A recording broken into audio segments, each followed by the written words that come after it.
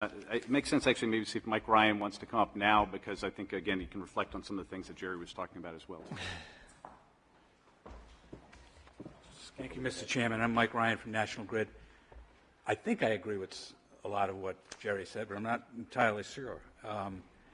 Thank you for hearing us out. We are here not to discuss the second portion of the bill, the tax issue, because we don't think it's within our purview. But we do have concerns about the first section of the bill that expands the board from 3 to 9 members. First and foremost, I'm not entirely sure it's necessary. I mean, it's sure that the legislature has that prerogative and they can do what they want. And if they choose to, that's fine. We think the board, as constituted statutorily, is a board that's well served Rhode Island. We've been at this for a number of years now, and throughout, even with different chairs of the Public Utilities Commission, different DEM directors, different statewide planning people, they all had an element of intense integrity that I think made that process work and has made that process work effectively. So I'm not sure expanding it to 5 or 7 or 9 really accomplishes that much, but that's another issue. Here's what concerns me. The legislation, as sometimes is the case, has what we believe are unintended consequences. And I'll tell you why we have such concern about expanding the board right now. We've had about a dozen, and I think in my letter to you, Mr. Chairman, we've had about a dozen occasions to go before the EFSB in the last 8 years. We've invested $450 million, in excess of $450 million, into projects throughout the state, most of them in transmission, most all of them in transmission, as a matter of fact. And we've been from North Smithfield, Burrillville, all the way down through West Warwick and Coventry, rebuilding transmission lines to serve the needs of not only those of us who are here now, but those who will come after us. Our concern, frankly, is that we have one big application in right now. That's for Quidnick Island. We're intending to spend $90 million to upgrade the transmission and sub-transmission of Quidnick Island. It's been wanted and needed for years, and we've been in front of the board for a good number of months now. We're expecting an answer by the end of this year.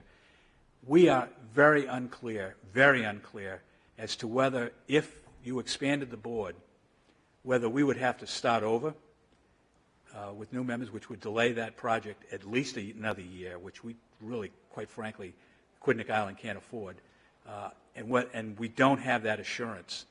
So I wondered whether there was some kind of grandfathering language that could go in there. We also have a project in Providence that we're going to be applying for tomorrow, and that is in the South Street Landing project. That's really the gateway to the 195 development. The owners of that old power station wanted us to bury the transmission lines that traverse their property or are close to their property.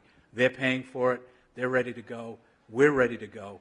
What concerns us, and their leases, the lessors, the people that are going to be going into that building, very strongly want those transmission lines down and are willing to put money forward for it.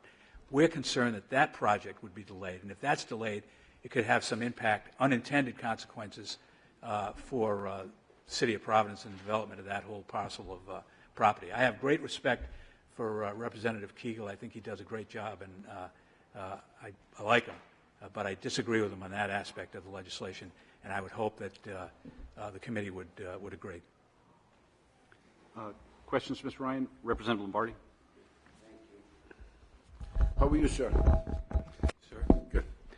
I guess I'm looking at the current makeup of the board to try to address your concerns. It seems like the executive branch of the government has a pretty strong handle on it.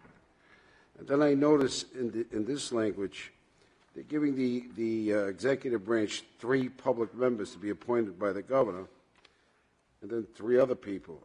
It seems like the executive branch of government has quite the handle on this and quite a stranglehold on this. And I would just think that it would maybe behoove us to pick 3 people, have 3 other people that. So I don't know if that's a question for Representative Lardi. Well, I don't know.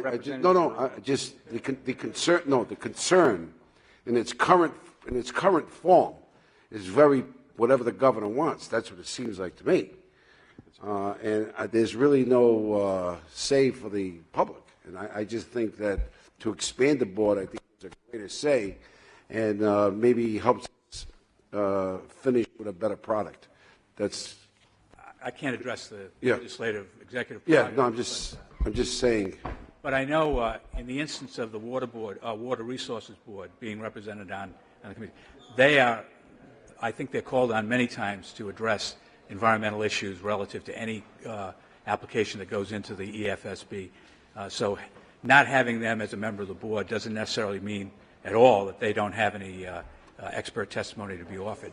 And I think that's one of the elements of the EFSB that's made it so effective over the years. It is.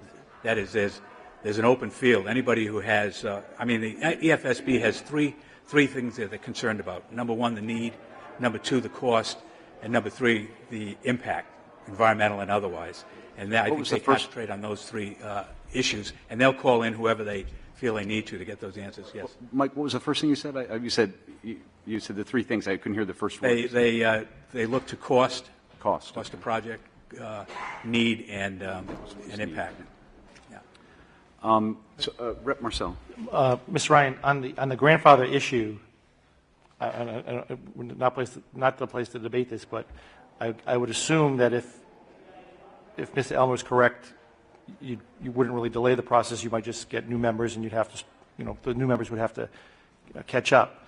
But if we were to carve out grandfather, it couldn't be a blanket grandfather. It would have to be just for your projects, right? That would be more acceptable. If we grandfather everyone, it would include this project because they've already been on.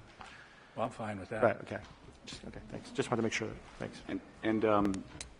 It's not so much a question, but my understanding is at least before the I got to see an earlier draft, and my understanding the early draft that was at 7 was actually trying to match up with the way it is in Massachusetts. I think they're 7 on their energy facility siting board with very similar makeup. This then adds in the League of Cities and Towns and the Water Resource Board along the way. And I know the Water Resource Board, I do know what you're saying. They do obviously, but there are also a lot of folks I think that don't have standing, that weren't given standing this time, at least in Burrville. So I'd say that the openness is still not as open as I think some folks would like it to be. And so while these folks are also appointed by the executive branch, at least it does add some other perspectives as a voting members. But I hear what you're saying, though, Mike, in that sense along the way, too. And actually, I had no idea there were that many other, because I barely even had heard of the Energy Facility Siting Board before this. And it was interesting to me that again, they obviously are still a very active body with a lot of other projects along the way, and I'm very familiar with the ones you were talking about. And I don't think their integrity has ever been questioned. Whoever sat in those seats, I think that's unquestioned. Yeah, no, I haven't heard that either. Any other questions, Mr. Ryan? Thank you very much. Thank you.